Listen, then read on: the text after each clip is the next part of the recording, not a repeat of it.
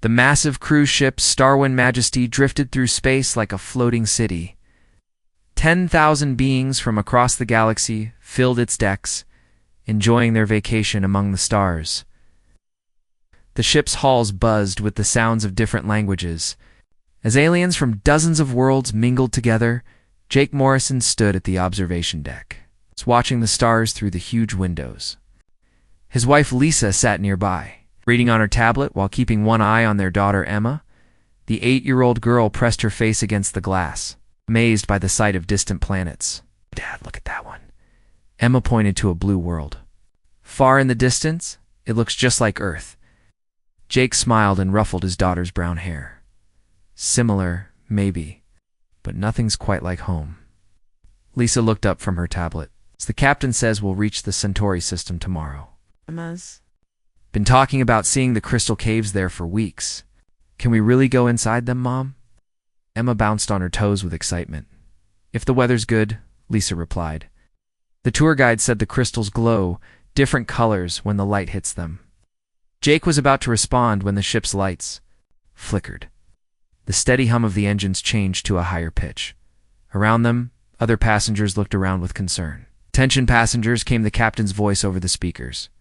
"We are experiencing minor technical difficulties. Please remain calm while our crew investigates." Jake frowned. As an engineer, he knew the difference between minor problems and serious ones. The way the ship's power systems were fluctuating told him this was not minor, Jake. Lisa noticed his expression. "Something's wrong," he said quietly. "The power grid shouldn't be acting like this." Suddenly the lights went out completely. Emergency lighting kicked in, bathing everything in red. Screams echoed through the halls as passengers stumbled in the darkness. "Stay close." Jake grabbed Emma's hand while Lisa moved to his other side. The ship shuddered violently. Through the windows, Jake saw smaller ships approaching fast. Their hulls were black and covered with spikes. He recognized the design from news reports. "Pirates," he whispered. The Zephyrian raiders were famous throughout the galaxy for their attacks on passenger ships. They hit fast, took what they wanted, and disappeared before military ships could respond. "We need to get to the emergency shelters," Lisa said, her military training taking over. They joined the crowd of passengers moving through the corridors. Aliens of all shapes and sizes pushed past each other, trying to reach safety. The ship shook again as the pirates attached their boarding tubes to the hull. Emma squeezed her father's hand tighter. "Dad, I'm scared." "It's going to be okay, sweetheart," Jake said, though he was not sure he believed it himself. They were halfway to the shelter when the pirates broke through. Tall, reptilian creatures with yellow eyes and sharp teeth poured into the ship. They carried weapons that crackled with energy and shouted orders in their harsh language. The lead pirate was massive, even by Zephyrian standards. Scars covered. His dark green scales and his eyes were cold as ice. He pointed at different groups of passengers while barking commands to his crew. "Valuable ones to the cargo bay," he growled in broken galactic common. "Rest. Stay here." The pirates began separating. Passengers. They seemed to know which species were worth more as hostages. The wealthy Altarians with their golden skin were dragged away. So were the blue-skinned Centauri merchants. In the chaos, Emma let go of her father's hand. A group of panicked passengers pushed between them, and suddenly she was swept away by the crowd. "Emma!" Jake shouted, trying to push through the mass of bodies. "Where is she?" Lisa spun around, searching desperately. Emma found herself alone in a side corridor. The sounds of shouting and weapons fire echoed from the main halls. She crouched behind a maintenance panel, trying to stay quiet like her parents had taught. Her heavy footsteps approached. Female Zephyrian rounded the corner, smaller than the others, but with intelligent eyes that missed nothing. This was Sixra, the captain's lieutenant. Sixra spotted Emma immediately. The pirate tilted her head. Studying the small human child? She had heard of humans, but never seen one up close. They were a newer species in the galaxy, but their worlds were becoming wealthy through trade and technology. Well, Sixra hissed. "What do we have here?" Emma tried to run, but the corridor was a dead end. Sixra easily caught her, lifting. The girl with one clawed hand? A human child, the pirate said to herself. The captain will be pleased. These humans are making money all over the galaxy now. This little one should bring a good ransom. Meanwhile, Jake and Lisa fought their way through the crowd, calling Emma's name. Other parents clutched their own children tighter, grateful it was not them facing this nightmare. Emma, Emma, where are you? Lisa's voice cracked with desperation. They reached the spot where they had last seen her, but Emma was gone. Jake felt something cold settle in his chest. His engineer's mind began working, calculating possibilities and probabilities. None of them were good. Captain Vexstar, the scarred leader of the pirates, was pleased with the raid. They had captured valuable hostages and stolen enough cargo to make the risk worthwhile. When Sixra appeared with Emma, his yellow eyes gleamed with satisfaction. A human child, he rumbled. Perfect. The humans are becoming important in galactic trade. It will pay well to get her back. The pirates loaded their prisoners onto their ships. Emma was placed in a secure cell with other hostages, all of them frightened and unsure of their fate, as the pirate ships prepared to leave. Jake Morrison stood at a broken window, watching them go. His daughter was somewhere on those ships, and he felt a rage building inside him that he had never experienced before. Lisa stood beside him, tears streaming down her face, but her jaw set with determination.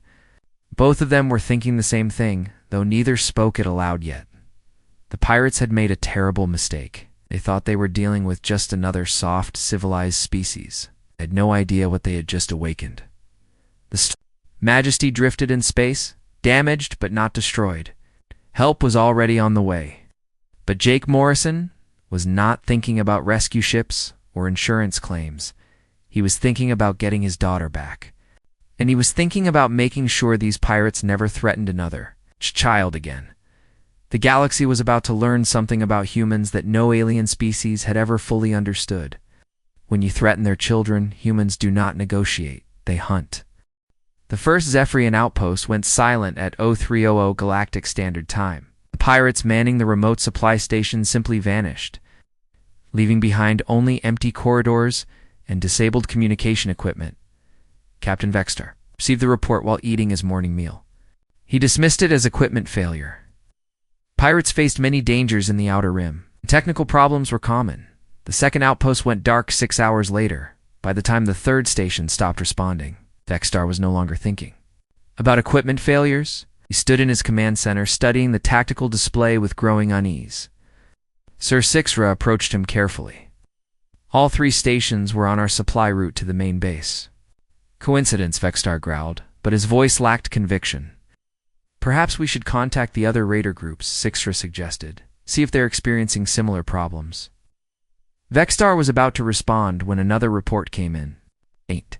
Fourth outpost had gone silent, and this time there were witnesses. A merchant ship had detected weapons fire and multiple small craft in the area before losing contact. Lieutenant. Colonel Ryan Burke crouched behind a piece of twisted metal that had once been part of a pirate communications array. Around him, his team of human marines moved through the destroyed outpost with professional efficiency. Base 1, this is Strike Team 7, he spoke into his communicator. Target neutralized. No human casualties. Copy that, 7, came Admiral Stone's voice. Intelligence recovered.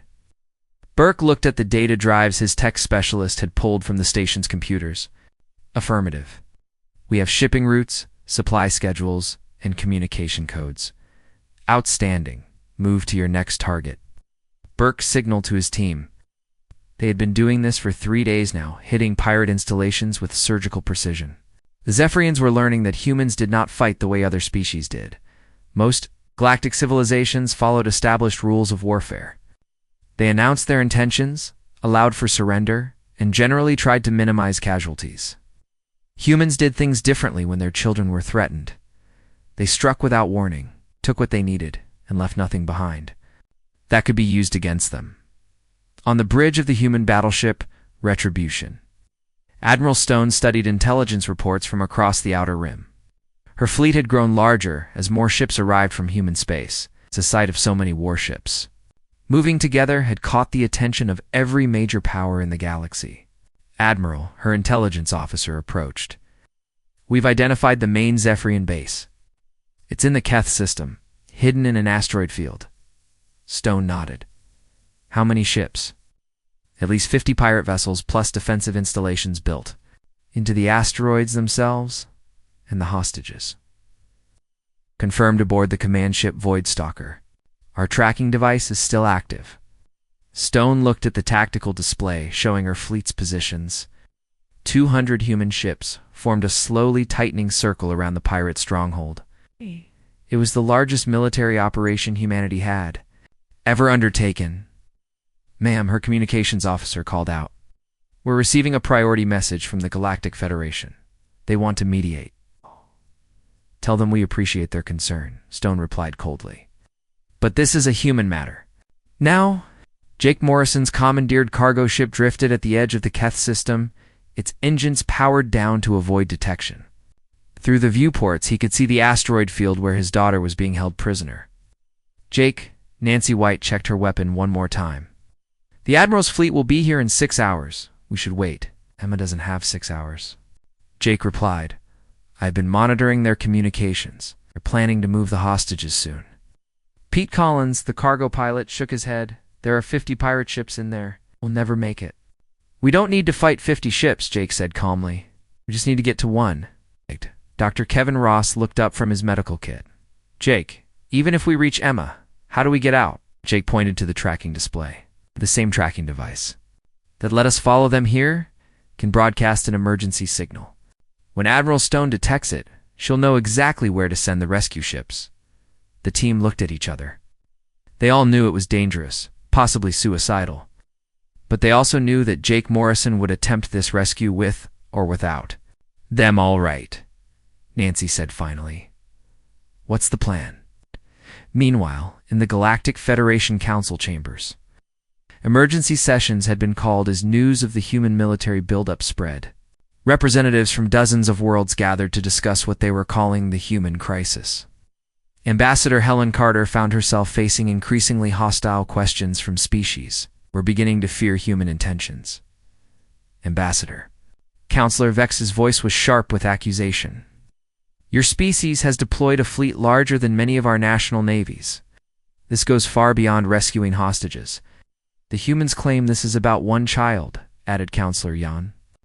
But their actions suggest conquest. Carter stood slowly, her patience finally reaching its limit. Counselors, let me be very clear about something.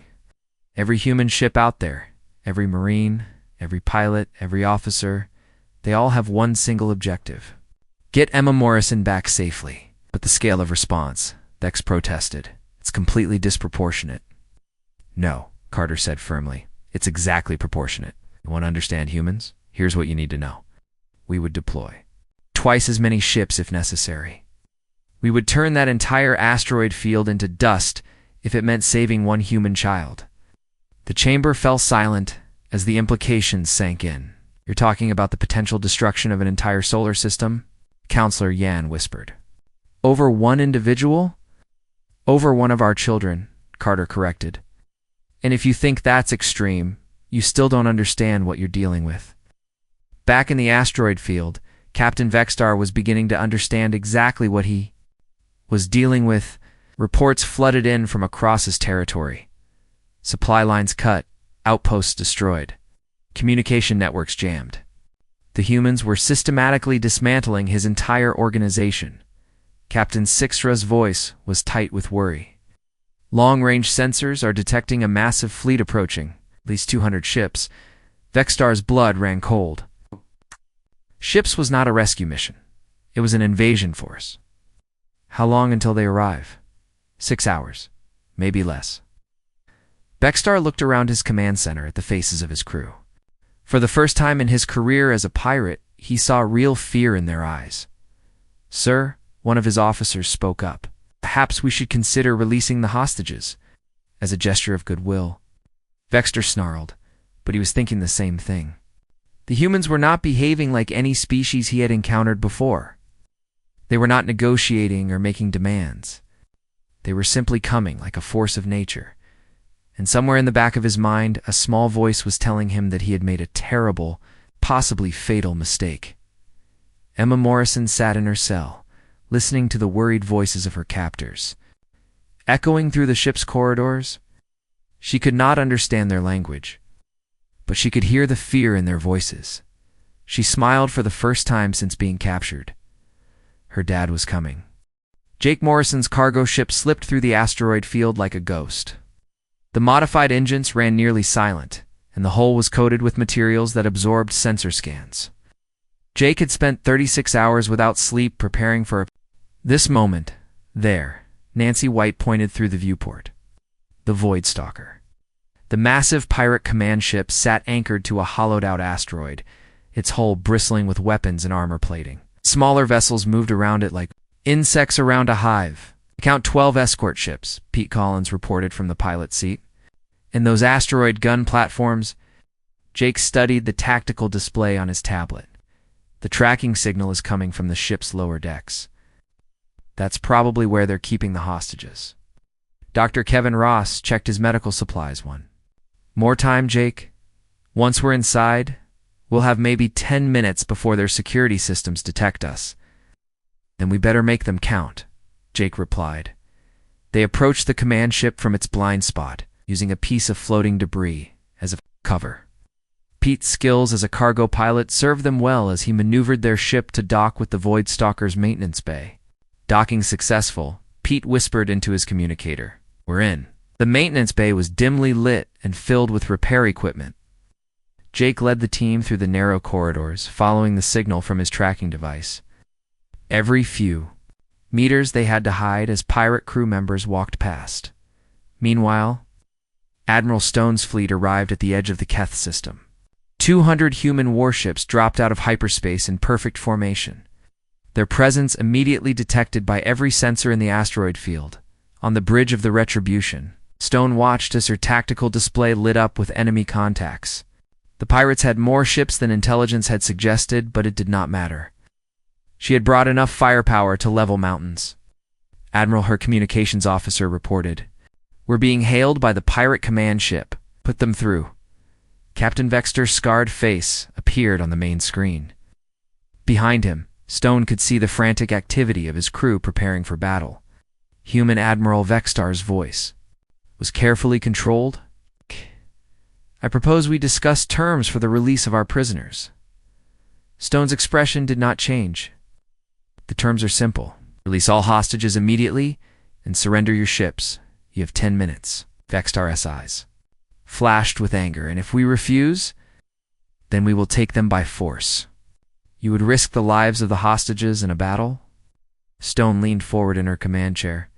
"Captain, you seem to be under the impression that this is a negotiation. It is not. You took a human child. There will be consequences." The transmission ended, and Stone turned to her weapons officer. "All ships, prepare for combat.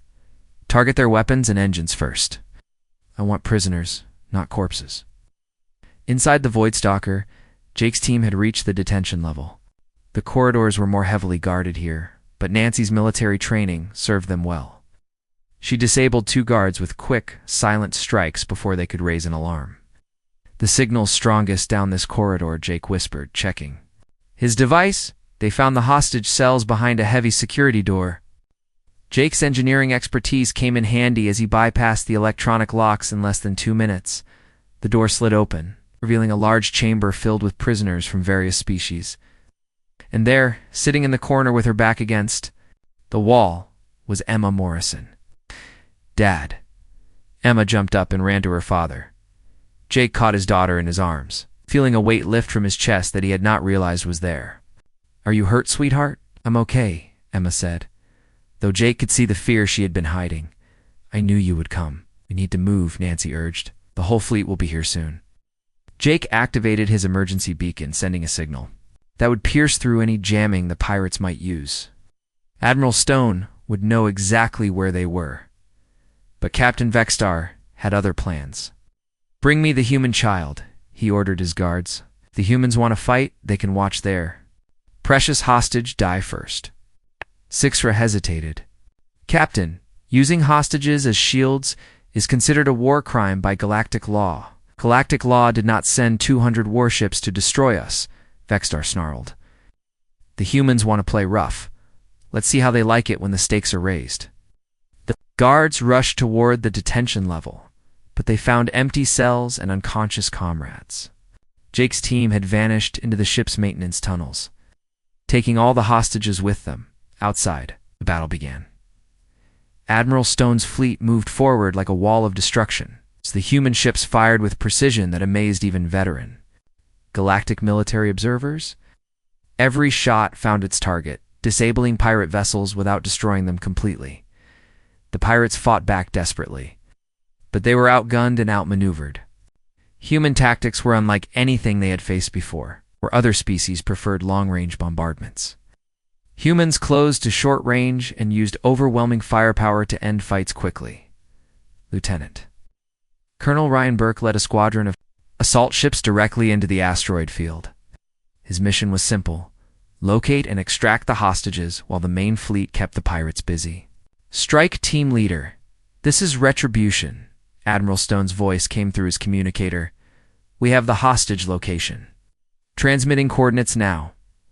Burke checked his display. The signal was coming from inside the largest asteroid, where the pirates had built their command center. Copy that, Retribution. Moving to extract. Jake's team moved through the asteroid's maintenance tunnels with 17 freed hostages.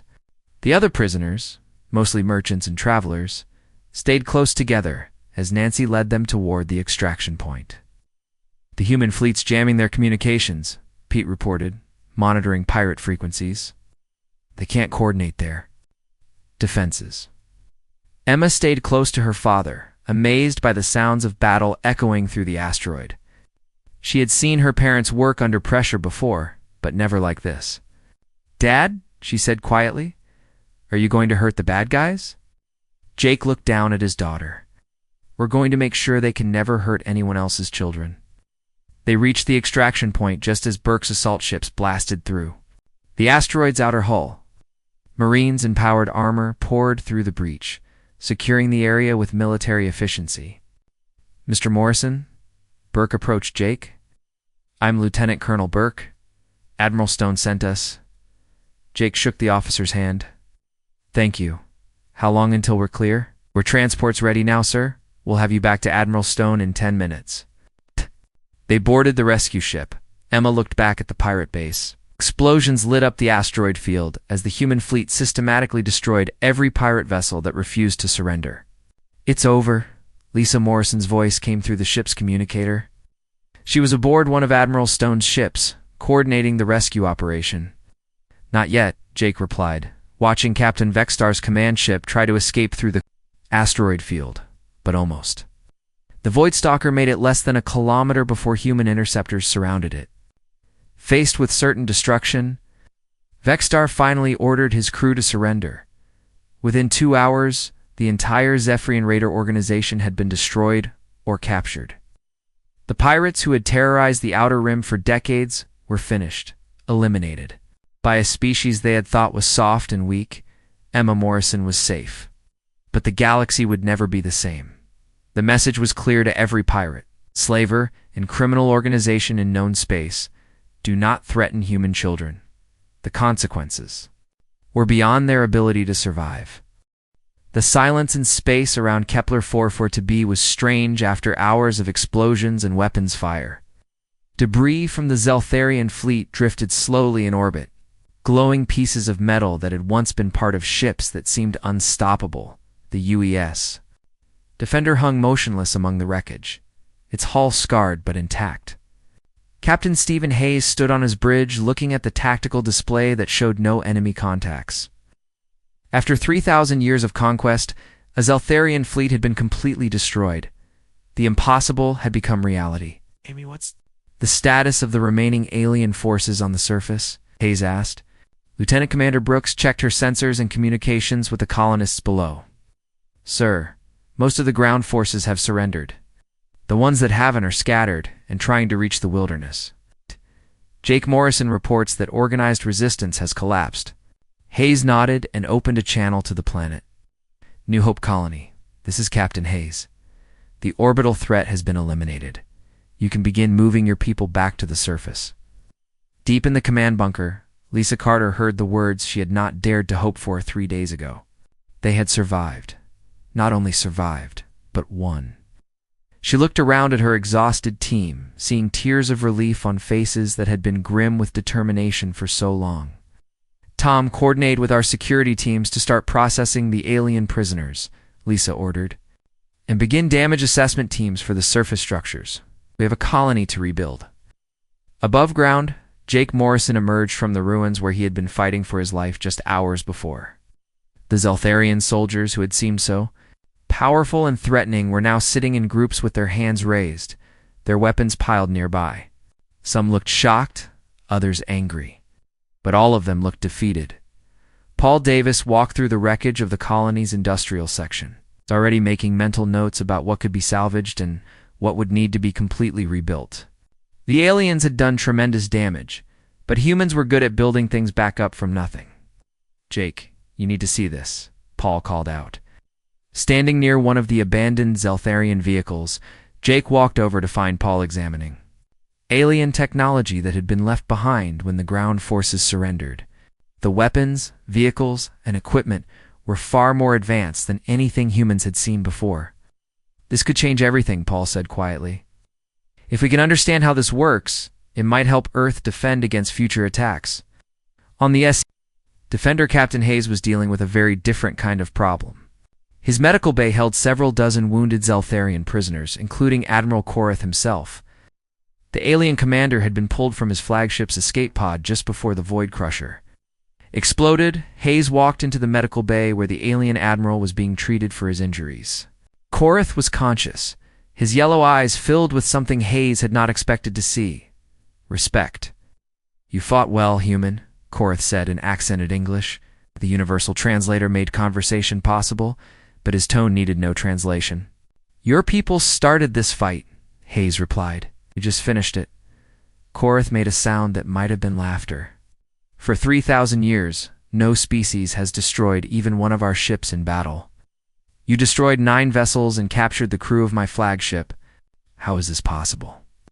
Hayes pulled up a chair and sat down facing the alien commander. There were things he wanted to understand about the enemy they had defeated.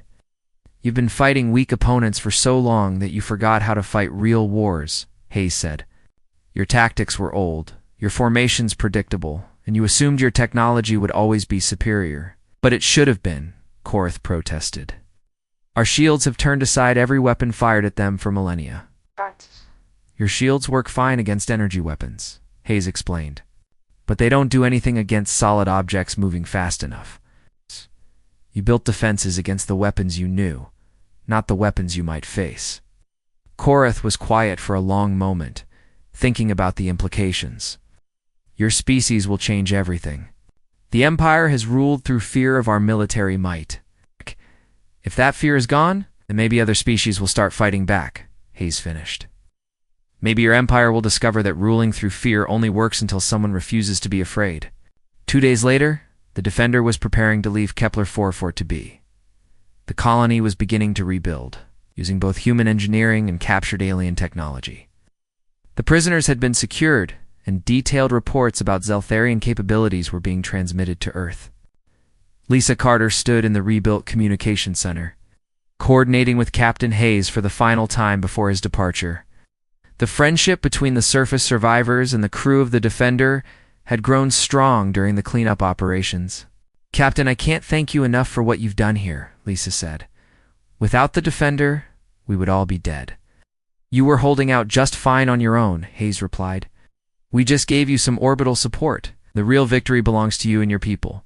Jake Morrison joined the conversation, his security teams having finished processing the last of the alien prisoners. "Captain, what happens now? Will there be more attacks?"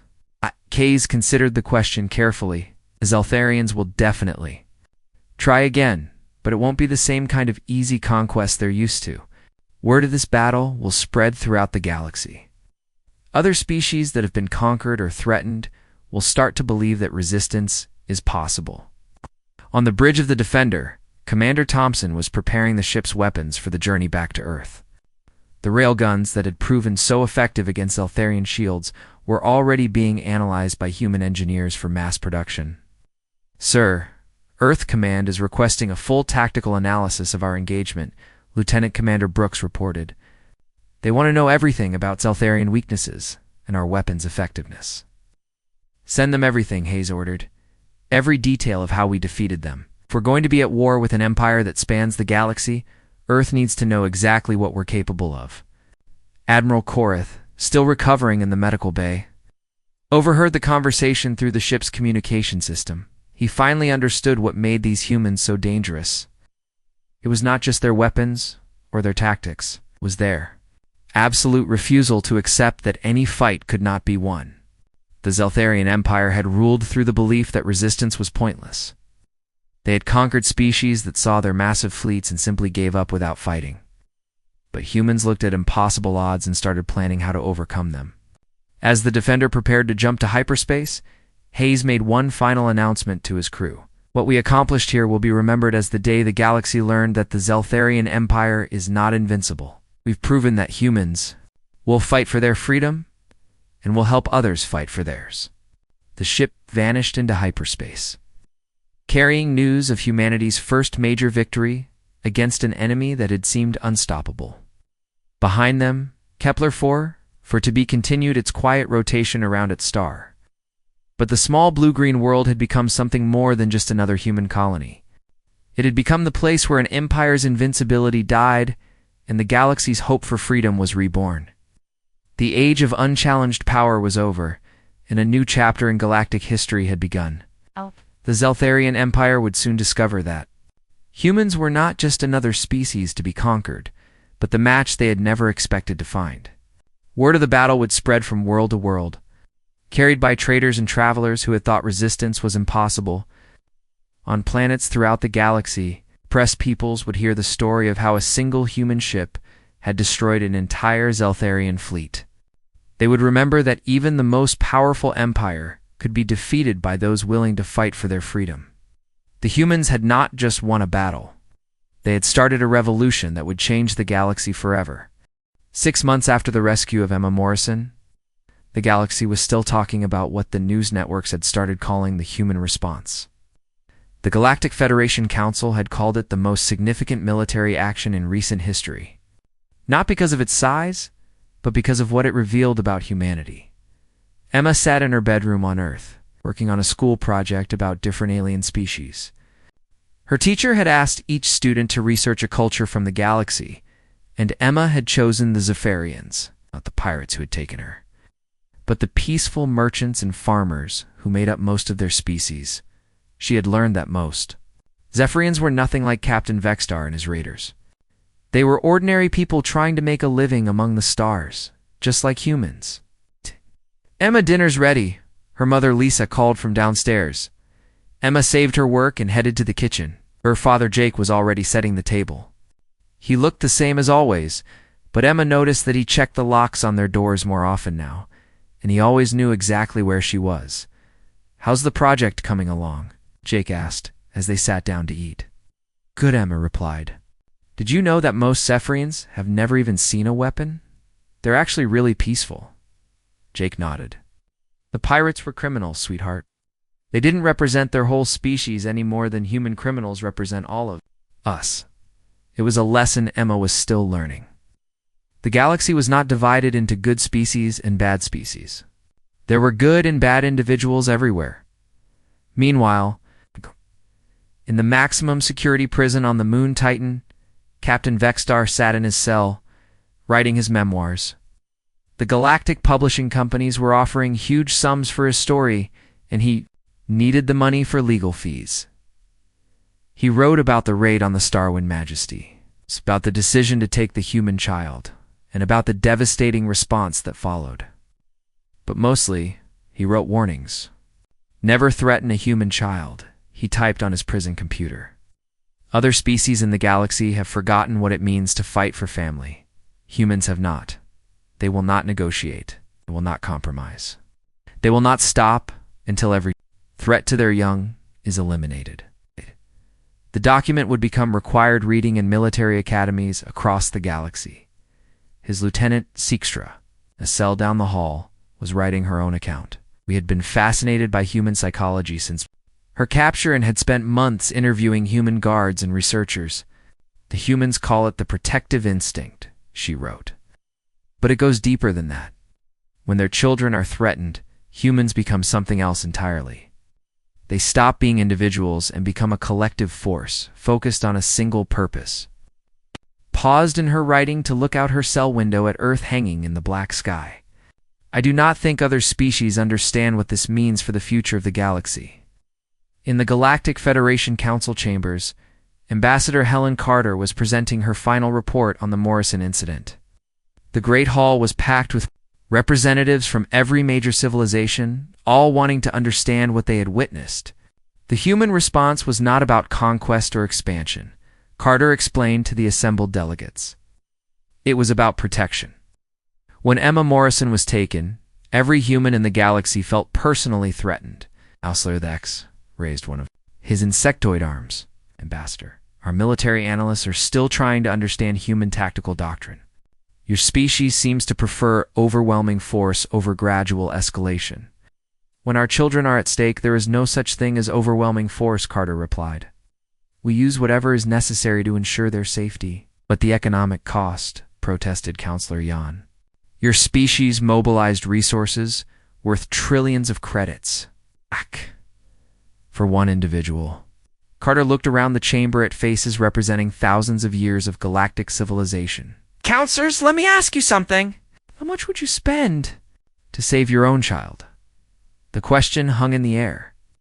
Most of the alien species had evolved past what they considered primitive emotional attachments.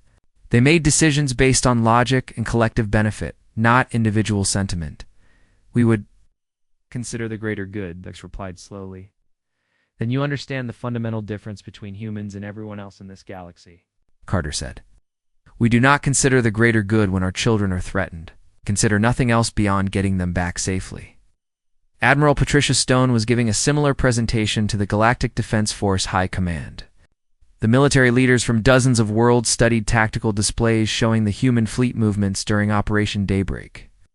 Your coordination was remarkable, General Krex of the Vegan Defense Force commented. 200 ships moving.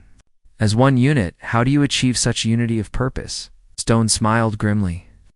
General, when someone threatens a human child, every human becomes a soldier. Every human ship becomes a weapon. Every human resource becomes part of the war effort. But surely there must be dissent, General Krex insisted. Opposition parties, peace movements, economic concerns. There was none, Stone replied simply. Not one human voice was raised against Operation Daybreak. Not one ship commander hesitated to deploy. Not one politician questioned the cost. The alien military leaders exchanged nervous glances. The implications were staggering. Back on Earth, Jake Morrison had returned to his job as an engineer, but his reputation had followed him. Other species now treated human engineers with a new kind of respect. They had seen what human determination could accomplish when properly motivated. Lisa had resumed her work as a civilian pilot, but she now occasionally consulted for the human Defense Force on rescue operations. The military had learned valuable lessons from the Morrison family's independent tracking efforts, and Emma went back to school. Though her teachers noticed she paid particular attention during lessons about galactic history and politics. She asked questions about interspecies relations and conflict resolution that seemed advanced for an 8-year-old. One evening, as the Morrison family sat together watching the news, a report came on about a pirate attack on a cargo convoy near the Centauri system. The pirates had been quickly captured by local defense forces. The suspects are believed to be former members of criminal organizations disbanded during last year's anti-piracy operations. The news anchor reported. Emma looked up from her homework. Dad, are there still bad guys out there? Arm around his daughter. There always will be, sweetheart. But they know better than to mess with human families now. It was true. Across the galaxy, criminal organizations had updated their operational guidelines. Human targets were now classified as extreme risk in every pirate database. The cost of threatening a human child was simply too high to consider. The galaxy had learned a lesson that would echo through history. Humans might be a young species, new to galactic politics and alien diplomacy. They might prefer trade to conquest and negotiation to war. But when their children were threatened, They became something that even the oldest civilizations had to respect. They became a force that could move mountains, cross galaxies, bring entire criminal empires to their knees. Emma Morrison returned to her homework, safe in the knowledge that her parents would always come for her. And across the galaxy and the deepest reaches of space where pirates and criminals made their plans, the name Morrison had become a warning. Some lines should never be crossed. Some species should never be underestimated. And human children should never under any circumstances be harmed. The galaxy had learned this lesson well.